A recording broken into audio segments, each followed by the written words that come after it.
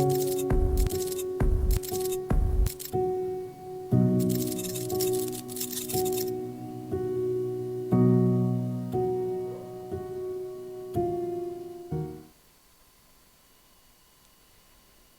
mandé a mis consagrados, asimismo llamé a mis valientes para mi ira, a los que se alegran con mi gloria.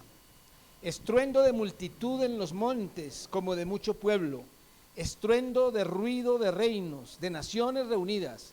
Jehová de los ejércitos pasa revista a las tropas para la batalla. Vienen de lejana tierra, de lo postrero de los cielos, Jehová y los instrumentos de su ira para destruir toda la tierra. Aullad, porque cerca está el día de Jehová, vendrá como asolamiento del Todopoderoso. Por tanto, toda mano se debilitará y desfallecerá todo corazón de hombre. Y se llenarán de terror, angustias y dolores. Se apoderarán de ellos, tendrán dolores como mujer de parto. Se asombrará cada cual al mirar a su compañero, sus rostros de llamas. Esta es una pequeña porción del texto de los 2 capítulos que estuvimos leyendo durante esta semana, capítulos 13 y 14 de Isaías. Y seguramente cuando leemos algo así, y los que hicieron la lectura esta semana, posiblemente tienen un sentimiento de extrañeza, incluso de tal vez estupor por la forma como se menciona aquí la ira de Dios, y esa menciona el día de Jehová destructivo, donde habrá derramamiento de sangre, pérdida, sufrimiento, dolor, que se describe de todas las formas posibles. Y he querido leer solamente una parte que describe ese dolor, pero si usted leyó todo va a darse cuenta que hay expresiones bastante fuertes que le hacen a uno preguntar cómo Dios permite algo así, o incluso promueve y ordena cosas como estas.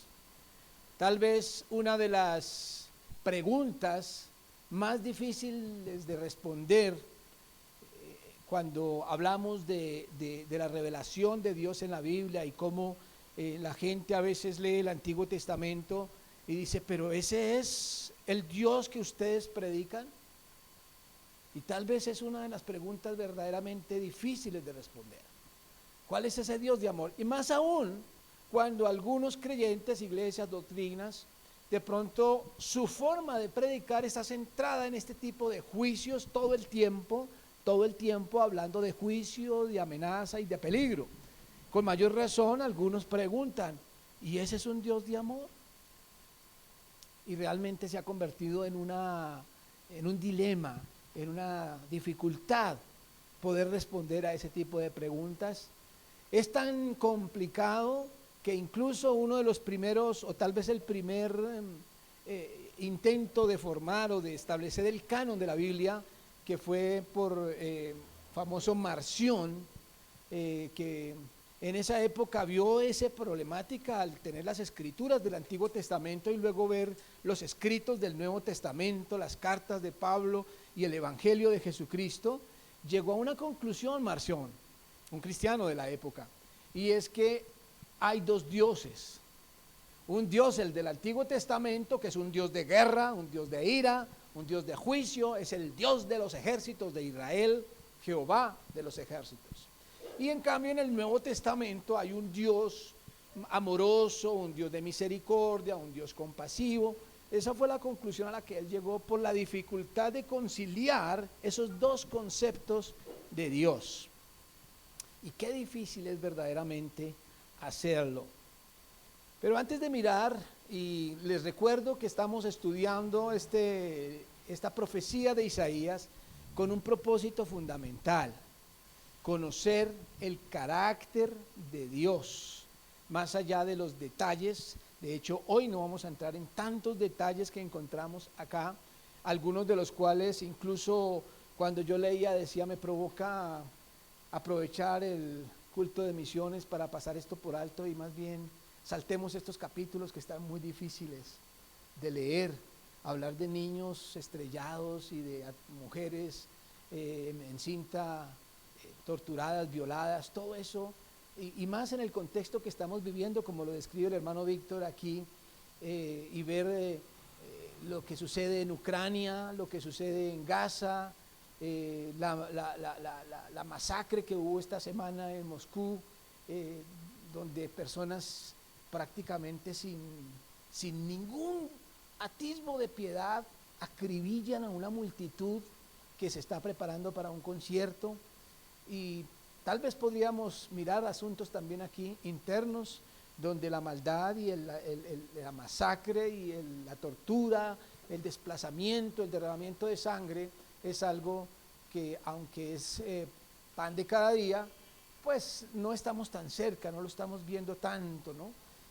Los que están allá en ciertas zonas están viviendo más este tipo de cosas, y frente a ese panorama llegar a una lectura como estas, prácticamente describiendo situaciones muy parecidas a las que estamos viviendo en el mundo entero, seguramente muchos se preguntan, ¿y dónde está el Dios bondadoso que nosotros predicamos? Pero antes de que leamos un poco más acerca de este texto, permítanme solamente a nivel, digámoslo así, interpretativo o hermenéutico, mencionar algo que para mí me ha ayudado a poder leer cosas como estas y no enredarme tanto. La palabra de Dios, ustedes saben que la Biblia es una colección de 66 libros, hay 39 libros en el Antiguo Testamento, profecías, historias del Antiguo Testamento del pueblo de Israel, donde está centrado en el pueblo de Israel, y un Nuevo Testamento que está centrado en el Espíritu Santo obrando a través de la iglesia, donde hay un cambio, hay como un color. Marción se equivocó a propósito, no hice la aclaración y de pronto alguien piensa que yo estoy promocionando a Marción. No, Marción se equivocó cuando creyó que habían dos dioses, simplemente él no pudo ver la relación que había entre ese Dios como se revela en el Antiguo Testamento y el Nuevo Testamento. Así que Dios es uno, como dice precisamente el pueblo de Israel, Jehová nuestro Dios, uno es, y es Jesús el Hijo de Dios, el que conocemos en los evangelios. Pero hay algo que nos puede ayudar, o a mí personalmente me ha ayudado cuando miro la Biblia de forma panorámica, cuando no miro simplemente un texto y escandalizarme con un texto o utilizar un texto para aplicarlo en un contexto determinado. Precisamente hoy en día que estamos viviendo en tantas guerras, hay gente que toma textos como estos y simplemente condena, ¿no? Allí está el castigo de Dios para acá o para allá. Curiosamente a veces vemos el castigo de Dios cuando el que está sufriendo es alguien que consideramos malo o ateo o con teologías equivocadas o con religiones equivocadas. Pero cuando sufre alguien consideramos hermano, entonces decimos, es el diablo que nos está persiguiendo, ¿no? Entonces siempre tenemos una forma de explicarlo.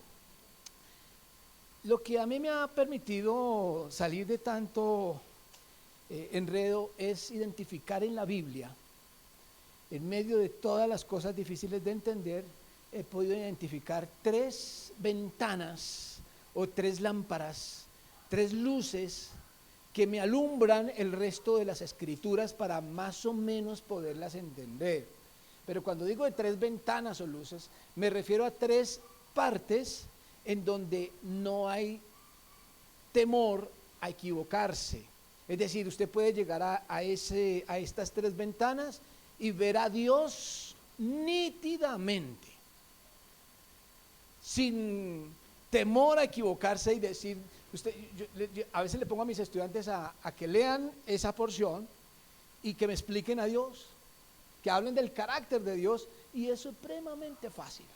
3 ventanas. Cuando yo entiendo esas 3 ventanas, entonces puedo leer lo demás sabiendo que está mezclado. Voy a referirme a cuáles son esas 3 ventanas. La primera ventana es Génesis 1 y 2. ¿Qué tiene de particular Génesis 1 y 2? ¿Cuál es la particularidad principal de Génesis 1 y 2? Pero ¿qué hace a Génesis 1 y 2 diferente al resto de la escritura? ¿Cómo? No había pecado, muy bien. Es decir, Génesis 1 y 2, permítanme decirlo de esta forma, es como si fuera la Biblia que Dios inventó para el ser humano. Esa Biblia tenía 2 páginas, Génesis 1 y 2. El resto de la Biblia, ¿por qué vino? Por la desobediencia. Es decir, que si no hubiera habido desobediencia nos habíamos quedado allá. Ahora, si usted va a Génesis 1 y 2 y trata de identificar a Dios, su carácter, cómo es Él, lo va a ver clarito. Mencionemos, por ejemplo, así ya que estamos en confianza, algunas características. ¿Qué vemos en Génesis 1 y 2 de Dios? Creador, protector, proveedor, soberano, todopoderoso, dueño, bueno en gran manera, perfecto, ordenado, amor. Busquen allá la ira de Dios. Búsquenla. ¿Dónde está? Ok, un Dios que pone límites también, muy bien. Pero ¿dónde vemos la guerra de Dios? ¿Dónde vemos el Dios de los ejércitos? En Génesis 1 y 2. O el Dios de ira, o de venganza, o de castigo. No está por ningún lado. Allí vemos a un Dios en todo su esplendor, como es Él y como Él también diseñó al ser humano para ser. ¿Cuál fue el hábitat que creó para el ser humano? Lo que se conoce en el Antiguo Testamento como Shalom, absoluto bienestar, paz, tranquilidad, equilibrio, en una relación perfecta con Dios. Antes de tratar de interpretar y de leer cualquier parte de la Biblia, yo tengo que entender Génesis 1 y 2 porque es clarito el carácter de Dios. La segunda ventana, y es más, voy a decir la tercera ventana antes de la segunda. La tercera ventana tiene otras 2 páginas. Apocalipsis 21 y 22. ¿Qué es Apocalipsis 21 y 22 con respecto a Génesis 1 y 2? ¿Cómo? La otra portada, ¿cierto? Está al final. Es decir, las últimas 2 páginas de la Biblia. ¿Y qué más? ¿Qué relación tiene con Génesis 1 y 2? Apocalipsis 21 y 22 no es otra cosa que la restauración de Génesis 1 y 2. Es decir, el diseño de Dios creado en Génesis 1 y 2 se restaura en Apocalipsis 21 y 22. Vuelve la creación a ser lo que Dios diseñó.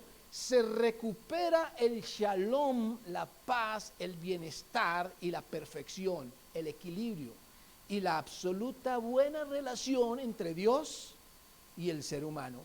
Y entonces volvemos a ver allí el carácter de Dios, proveedor, poderoso, bondadoso, perdonador, amante. Allí vemos a Dios otra vez nítidamente. ¿Dónde vemos allá? Guerra, violencia, destrucción, castigo, asesinato.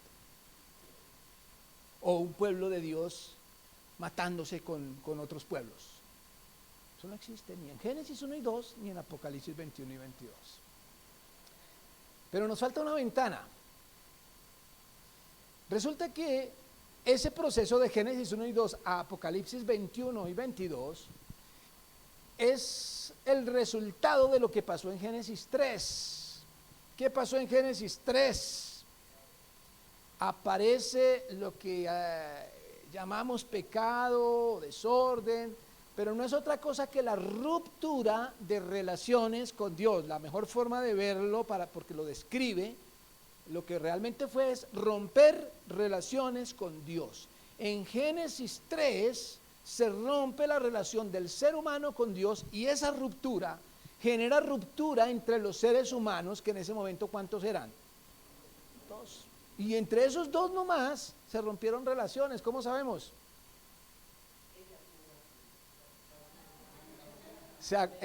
Ok, él le echa la culpa a ella Se vistieron, ya no eran transparentes, ya no estaban sin vergüenza, sino ya había vergüenza.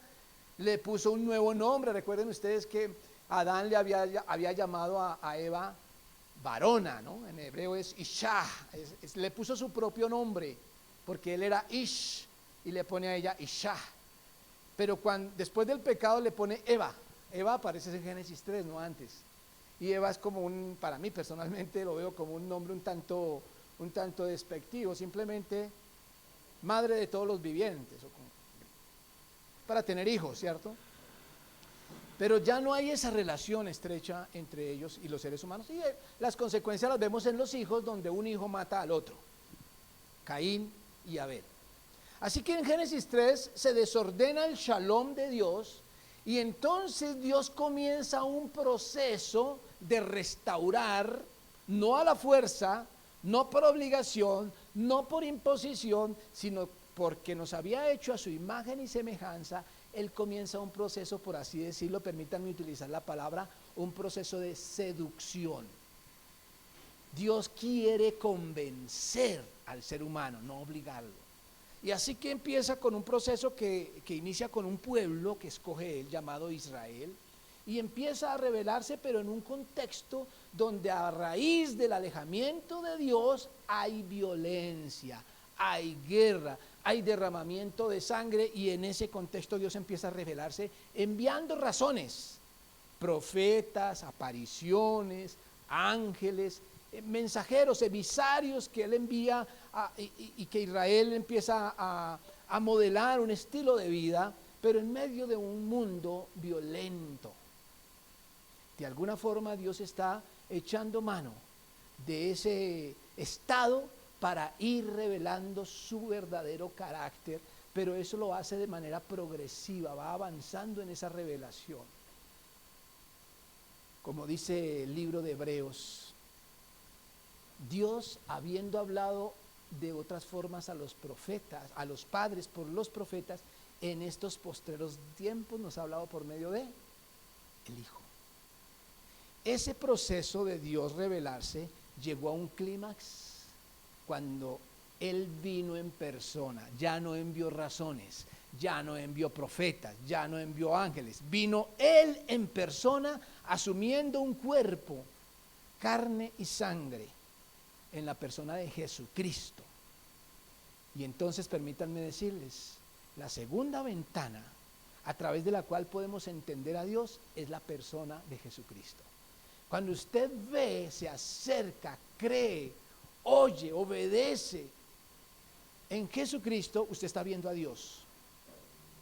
Y vuelvo a preguntar, ¿dónde está la violencia de Jesucristo? ¿Dónde está la ordenanza a derramar sangre de parte de Jesucristo? ¿Dónde vemos la ira, el deseo de castigar, de matar en Jesucristo? En Él podemos ver el verdadero carácter de Dios. Un carácter tal que antes de atreverse a matar, entregó su propia vida inocente para salvarnos. Pero, ¿por qué murió? ¿Cuál fue el instrumento de su muerte en la cruz? Estas manos humanas. Esa humanidad que Él vino a salvar, fuimos nosotros quienes lo clavamos en una cruz. Eso es importante no perderlo de vista, porque lamentablemente a veces el mensaje nuestro, que es verdad, cristiano, de decir que Cristo vino a morir en la cruz, a veces lo vemos tan a la ligera que se entiende como que, bueno, es masoquista. O sea, el plan era morir en la cruz, pero la Biblia es muy clara, y si usted lee el libro de los Hechos, cuando se empiezan las primeras predicaciones de los apóstoles, les dicen a los judíos, ustedes lo clavaron, ustedes lo mataron, el justo asesinado por los injustos. Allí vemos a Dios una vez más, pero cuando vemos quién mató a Jesús, podemos entender una vez más cuál es la causa de toda violencia. Y la causa de toda violencia es el ser humano separado de Dios. Muchas veces a Dios, especialmente en el Antiguo Testamento, le ha tocado utilizar como una especie de prueba como una vacuna. Recuerden ustedes ¿qué es una vacuna? Una vacuna es el mismo virus que se introduce en el cuerpo de una persona para desarrollar defensas. Yo veo la violencia en el Antiguo Testamento como una vacuna. Dios utilizando el mismo virus que nosotros desarrollamos por estar alejados de Dios, inyectándolo en el pueblo de Israel para enseñarnos a dónde conduce la violencia. Pero toda violencia se suspende como parte de ordenanza de Dios a partir de Jesucristo.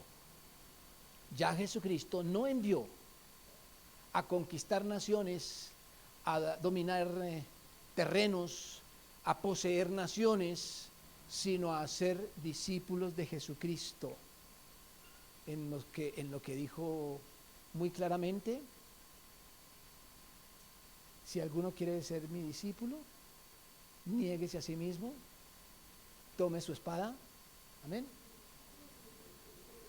Tome su espada, ¿no? Su cruz. ¿Para qué es la espada? Para asesinar. ¿Para qué es la cruz? Para morir. Así que no es posible entender un mensaje evangélico donde se defienda algún tipo de violencia. Con base en esa afirmación, y recuerden las tres ventanas, Dios se revela nítidamente en Génesis 1 y 2, en Apocalipsis 21 y 22 y en la persona de Jesucristo. Antes de tratar de interpretar textos complicados como este, hay que mirar a la cruz, hay que mirar a la creación y hay que mirar a la consumación de los tiempos.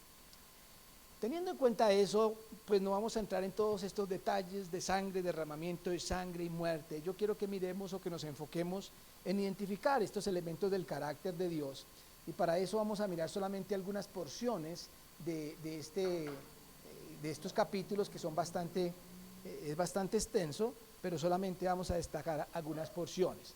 Recordemos entonces que el propósito aquí en Isaías es identificar el carácter de Dios, y que, bueno, hemos usado este sustantivo Dios, que en hebreo Él, para decir por ahora estas afirmaciones. No hay peligro más grande que Él, refiriéndose a Dios. Segundo, estoy haciendo quiz. Segundo, corchados. No hay ejército más poderoso que Él. Y tercero, muy bien, no hay gobierno más justo que Él. El texto que ustedes leyeron esta semana nos dice que no hay reino más soberano que Él. Eso es lo que nos dice ese texto, 13:1 al 14:27. Para no tenerlo que leer todo, de una vez digamos en la conclusión. No hay reino más soberano que Él. Pero destaquemos algunos versículos de esta afirmación. Vamos a comenzar desde el versículo 1, 13:1. Y en esta ocasión, para que vayamos mirando parte por parte, en esta ocasión yo no voy a poner títulos. Ustedes saben que nos hemos acostumbrado a poner un titulito a cada porción. Esta vez no, lo vamos a sacar del mismo texto. Lo que tenemos allí resaltado con letras grandes no es un título, es parte del texto, pero lo vamos a destacar como el énfasis de esa porción. ¿Listo? Comienza diciendo: profecía sobre Babilonia, revelada a Isaías, hijo de Amós. Levantad banderas sobre un alto monte, alzad la voz a ellos, alzad la mano para que entren por puertas de príncipes. Yo mandé a mis consagrados, asimismo llamé a mis valientes para mi ira, a los que se alegran con mi gloria.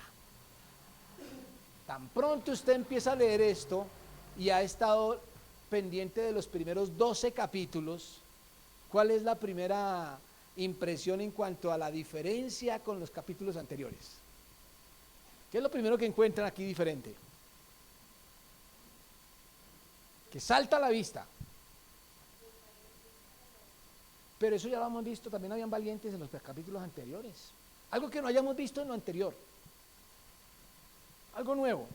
Salta a la vista, salta tanto que está en letras más grandes. Recuerden que hasta aquí habíamos visto mensajes de Isaías al pueblo de Judá. ¿Sí? Todas las profecías eran para el pueblo de Dios.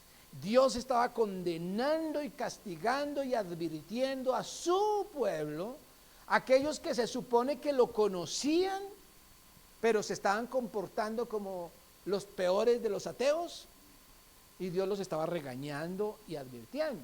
Pero aquí nos encontramos con una profecía dirigida a Babilonia, uno de los imperios más poderosos de la antigüedad.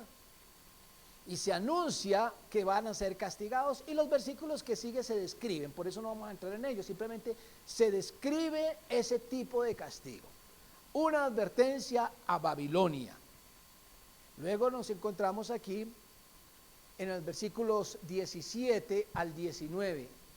He aquí que yo despierto contra ellos a los medos, que no se ocuparán de la plata ni codiciarán oro, sino con arco tirarán a los niños, y no tendrán misericordia del fruto del vientre, ni su ojo perdonará a los hijos. Y Babilonia, hermosura de reinos y ornamento de la grandeza de los caldeos, será como Sodoma y Gomorra, a las que trastornó Dios.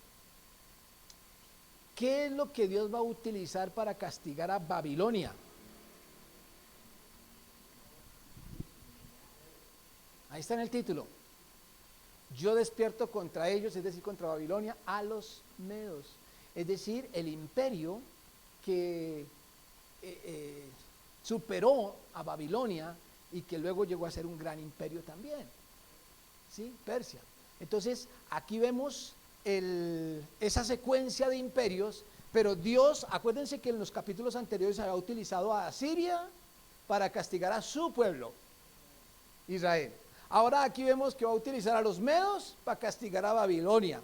Un contexto histórico diferente que sería muy bueno estudiar, digamos, el contexto histórico. No quiero detenerme en eso, no soy muy apasionado por el tema, pero es importante entenderlo para poder saber qué es lo que pasa y en qué época de la historia se está refiriendo. Pero yo quiero detenerme más que todo en los imperios que se están mencionando acá. Noten que habla de Babilonia, castigado por los medos, pero aquí inclusive dice que este imperio caldeo, es decir, los babilonios, llegarán a ser como Sodoma y Gomorra. Se mencionan otras naciones. Noten, Babilonia, los medos, los caldeos, los persas, Sodoma, Gomorra, todas son naciones que no son del pueblo de Dios. Llevamos 12 capítulos viendo juicios contra el pueblo de Dios, y ahora está hablando de otras naciones que no son pueblo de Dios. Lo que nos permite afirmar precisamente el titular que poníamos: no hay reino más soberano que Él. No hay reino que pueda superar la soberanía de Dios. Dios decide, quita y pone reyes. No es su soberanía solamente sobre los que le conocen. Ayer hablábamos de eso con las parejas cuando hablamos de la dependencia de Dios, la dependencia absoluta. Dios tiene el control de todo. Algunos se ufanan diciendo: yo no creo en Dios. No importa que creas o no creas, Dios tiene el control. Dios domina el mundo y su creación entera. Pero sigue diciendo, 14:1, capítulo 14, dice: porque Jehová tendrá piedad de Jacob y todavía escogerá a Israel, y lo hará reposar en su tierra, y a ellos se unirán extranjeros y se juntarán a la familia de Jacob, y los tomarán los pueblos y los traerán a su lugar, y la casa de Israel los poseerá por siervos y criadas en la tierra de Jehová, y cautivarán a los que los cautivaron y señorearán sobre los que los oprimieron. Aquí está describiendo la forma como las naciones que oprimieron a Israel van a llegar a ser dominadas por Israel. Por ese titular que dice: porque Jehová tendrá piedad de Jacob y todavía escogerá a Israel. Noten cómo aquí se anuncia también la restauración del pueblo de Dios. Y está diciéndole a las naciones extranjeras, a las naciones paganas, a los que no son conocedores del Dios de Israel, les está diciendo: Israel los va a poseer y a dominar. Cuando alguien lee esto, seguramente puede llegar a pensar: esta profecía se trata de una forma de Dios imponerle a las naciones, decirle: el pueblo preferido, el pueblo elegido, el pueblo premiado es el pueblo de Israel. Aquí dice que los hará reposar. Dios tendrá piedad a Jacob y todavía escogerá a Israel. Y posiblemente también pensemos: bueno, ¿tienes cédula? ¿Tienes pasaporte? ¿Tienes nacionalidad judía? Para ti es esta promesa. Si no fuera porque ya hemos visto 12 capítulos donde Dios ha lanzado juicio contra su pueblo. Entonces, ¿a cuál Israel es el que va a restaurar? ¿A cuál es el que escogerá? Al remanente, a aquellos que han permanecido en su relación o por lo menos se han arrepentido de su pecado. No son promesas indiscriminadas por haber nacido en Israel. Son promesas para aquellos que han abandonado el pecado y han buscado al Dios de Israel. Y sigue diciendo versículo 22, 14, 22: porque yo me levantaré contra ellos, dice Jehová de los ejércitos, y raeré de Babilonia el nombre y el remanente, hijo y nieto, dice Jehová, y la convertiré en posesión de erizos y en lagunas de agua, y la barreré con escobas de destrucción, dice Jehová de los ejércitos. Remanente se menciona aquí. ¿Cuál remanente? ¿El remanente de qué? ¿Cómo? ¿Pero de quién? ¿De dónde? Raeré de Babilonia el nombre y el remanente. ¿Noten la diferencia con Israel? A Israel los destruyó, pero el remanente siempre permanecía. A esto le está diciendo: ustedes van a quedar destruidos totalmente. Otra vez, una posibilidad de entenderlo como preferencia. Es que Dios prefiere a Israel, ¿cierto? Pareciera estar diciendo eso. Dice: el hijo y el nieto, todo mundo, no quedará nada de este pueblo. Si lo leemos desde el punto de vista de la aprobación de lo que es Israel, lo vamos a entender como simplemente injusticia o preferencia. Y dice luego, versículo 24: Jehová de los ejércitos juró diciendo: ciertamente se hará de la manera que lo he pensado y será confirmado como lo he determinado. Determinación de Dios. Que quebrantaré al asirio en mi tierra. ¡Ay! Aquí apareció otro. Volvemos a Asiria. Quebrantaré al asirio en mi tierra y en mis montes lo hollaré, y su yugo será apartado de ellos y su carga será quitada de hombro. En muchos casos, al leer esta parte, al comenzar el versículo 24, algunos simplemente le ponen un nuevo titular y cambian aquí porque parece hasta otro contexto histórico también, porque ahora se mete con Asiria. Pero noten que literariamente hablando, no lo pensemos históricamente, sino literariamente, se siguen mencionando naciones que no son Israel, y se siguen lanzando advertencias contra estos pueblos. Quebrantaré al asirio en mi tierra. Y termina esta porción diciendo: este es el consejo que está acordado sobre toda la tierra. El consejo que está acordado. Cuando usted escucha la palabra consejo, ¿qué entiende? Es decir, la reunión, un consejo en el sentido de hacer acuerdos, ¿no? Porque dice: este es el consejo que está acordado. O sea que un consejo, una reunión sobre toda la tierra, y esta la mano extendida sobre todas las naciones, porque Jehová de los ejércitos lo ha determinado. ¿Es el consejo de quién? De Dios con Dios. Él no le pregunta a nadie, Él es soberano. Ese consejo allí es un consejo de Dios con Dios. Y dice, porque Jehová de los ejércitos lo ha determinado, ¿y quién lo impedirá? Respuesta lógica, respondan. Nadie. Y su mano extendida, ¿quién la hará retroceder? Por eso no es obvia la respuesta, ¿cierto? Es decir, Dios ya lo determinó y así será. Con esa firma, pues uno dice, pues no hay nada que hacer. Israel, el pueblo preferido de Dios. Pero permitan retroceder, yo quiero volver atrás porque me estoy salteando algunos textos. Miren lo que dice aquí el capítulo 13, versículo 9. He aquí el día de Jehová viene. Día de Jehová se hace referencia a cuando Dios se manifiesta con poder para destruir y para ejecutar su ira y su castigo. Viene terrible y de indignación, ardor de ira, para convertir la tierra en soledad y raer de ella a sus.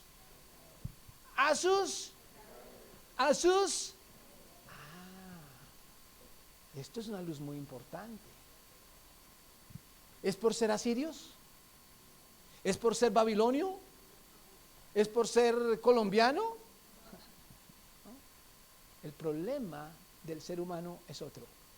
Versículo 10 dice, por lo cual las estrellas de los cielos y sus luceros no darán su luz, y el sol se oscurecerá al nacer, y la luna no dará su resplandor, y castigaré al mundo por su, no por su nacionalidad, no por su religión, por su maldad. Este texto tiene que darnos claridad con respecto a todo este contexto. Dios no está juzgando, castigando o anunciando, advirtiendo castigo simplemente porque no son israelitas. Cuando llegamos aquí y retrocedemos a los primeros 11 capítulos, ¿qué encontramos? ¿Por qué castigó a Israel? Por lo mismo. ¿Cuál es la diferencia entonces entre Israel y Gaza? ¿O Asiria o Babilonia? Ninguna. El pecado produce la muerte. Pablo llegó a esa conclusión. La paga del pecado es la muerte. Es un anuncio pedagógico con un propósito claro que nos deja claridad con respecto a lo que estamos afirmando aquí, y es que no hay reino más soberano que Él. Pero, ¿por qué el pecado de Asiria? ¿Por qué el pecado de Babilonia? ¿Por qué el pecado de los medos y de todos los pueblos y naciones y tribus en el mundo y en toda la historia? Por una sencilla razón: ignorancia de Dios. Esa es la única diferencia con Israel. Si bien Dios dijo claramente con respecto a Israel, mi pueblo fue destruido porque le faltó conocimiento. Pero ese pueblo que fue educado en la ley de Yahvé, en la ley de Jehová, en la palabra de Dios, fue desobediente. Los demás pueblos han sido ignorantes. Tal vez eso es lo que se expresa en la palabra más importante o en la frase más importante que encontramos en la cruz del Calvario. Padre, perdónalos porque no saben lo que hacen. ¿Qué estaban haciendo? Ejerciendo violencia sobre Él. Pero Él mismo dice, no saben lo que hacen. Perdónalos. Con esto podemos concluir algo muy importante, y es que las naciones necesitan saber de Él. No hay reino más soberano, pero los reinos de las naciones no saben que hay uno más soberano. Y no solamente aquellos que gobiernan imperios y naciones, sino también aquellos que gobiernan su propia vida según sus propios criterios.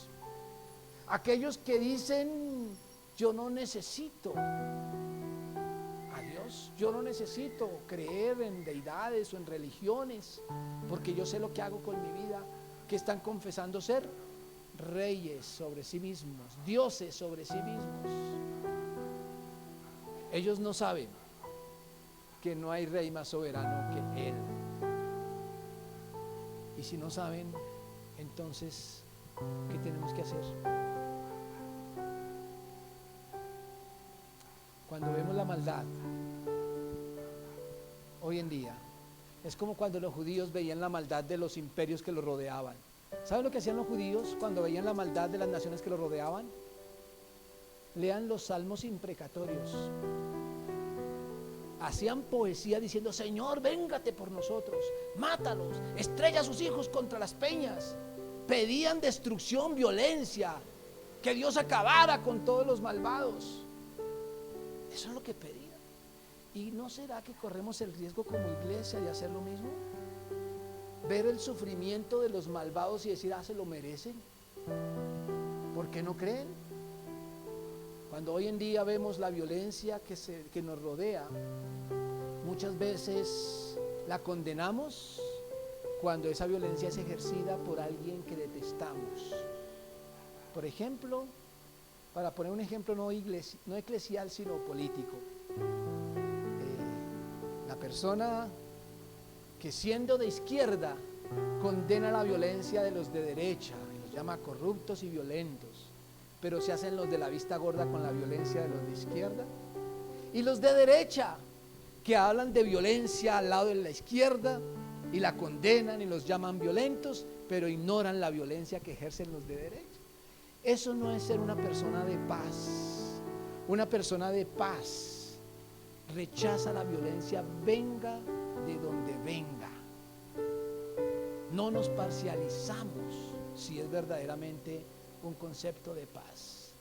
Pero lo más importante de una persona de paz es que no quiere la destrucción del malvado, sino su salvación. Por eso Jesús, nuestro máximo referente de paz, cuando algunos de sus discípulos dijeron: Señor, mandamos caer fuego del cielo para que acabe con esos malvados, Él dijo: ustedes no saben lo que están pidiendo. Yo no he venido a perder las almas, sino a salvarlas. ¿Qué estamos haciendo nosotros para salvar las almas? El espíritu de la misión no es simplemente ir lejos a un país lejano a llevar una misión. Comienza cuando entendemos la ignorancia del pecador y buscamos sacarle de esa ignorancia. Cierre sus ojos y pregúntese: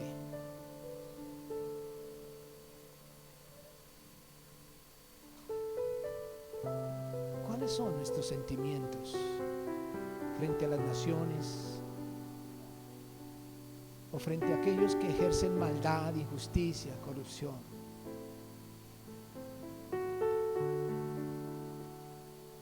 No podemos ser invadidos por el espíritu de Jonás, que quería destrucción, que se enojó porque Dios perdonó.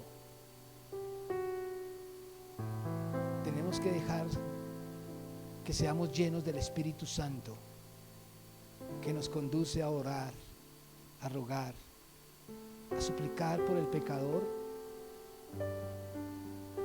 y a buscar su salvación, aunque nos cueste a nosotros el derramamiento de nuestra propia sangre,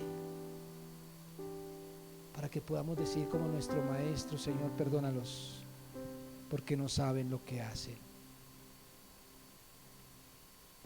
Y Él mismo también dijo: recibiréis poder cuando haya venido sobre vosotros el Espíritu Santo, y me seréis testigos. Me seréis testigos. A aquellos les dijo en Jerusalén, Judea, Samaria, pero a ti te dice: me seréis testigos en tu casa, en tu familia, en tu ciudad, en tu país, en tu trabajo, en tu vecindario. Que el Espíritu de Dios nos llene cada día más para cumplir con la misión que nos has encomendado.